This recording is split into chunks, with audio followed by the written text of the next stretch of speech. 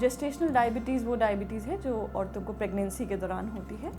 इसमें सबसे पहले ये तरीका है इसको टैकल करने का कि डाइट एक प्रेग्नेंट लेडी को अपनी ठीक करनी पड़ती है। कोई डाइट बहुत दिक्कत वाली बात नहीं है, क्योंकि एक संतुलित आहार एक प्रेग्नेंट लेडी को खाना पड़ता है, जो कि वैसे भी ज़रूरी है एक प्रेग्नेंट लेडी को खाना। इसमें ज़रूरी ये बात है कि प्रेग्नेंट लेडी को दिन में 3 बड़े आहार यानी कि 3 मेन मील्स और 2 छोटे मील्स खाने ज़रूरी होते हैं। इसमें ध्यान ये रखना होता है कि कार्बोहाइड्रेट कंसिस्टेंसी रखनी पड़ती है, यानी कि हमें अनाज नाप तोल के खाना पड़ता है और फल और सब्जियां ज़्यादा खानी पड़ती हैं, प्रोटीन ज़्यादा खाना पड़ता है, फाइबर ज़्यादा खाना पड़ता है।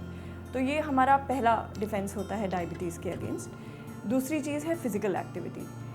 बहुत नियमित व्यायाम करना पड़ता है, जिसमें हम बहुत ज़्यादा स्ट्रिक्ट व्यायाम नहीं कर सकते, क्योंकि हम बहुत स्ट्रेनस फिज़िकल एक्टिविटी नहीं कर सकते, लेकिन हमारे को 30 मिनट का व्यायाम रोज़ करना पड़ता है, चाहे वो हम 10-10 मिनट तोड़ के करें।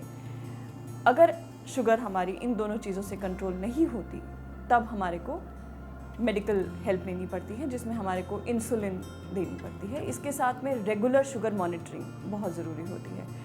तो अगर हमारे को समरी करनी पड़े तो मैं ये कहूँगी कि डाइट और exercise first line of defence है, उसके साथ शुगर मॉनिटरिंग, और अगर इससे शुगर कंट्रोल नहीं होती फिर हमारे को इंसुलिन की मदद लेनी पड़ती है। जेस्टेशनल डायबिटीज़ के दौरान जो शुगर की जो टारगेट्स हैं वो ज़्यादा स्ट्रिक्ट होते हैं। फास्टिंग हमारे को 95 से कम रखनी पड़ती है, और 1 घंटे की शुगर की वैल्यू हमारे को 140 से कम रखनी पड़ती है, और 2 घंटे की शुगर की वैल्यू 120 से कम रखनी पड़ती है। ये ज़्यादा स्ट्रिक्ट टारगेट्स हैं एक आम लोगों से जो हम टारगेट्स देते हैं।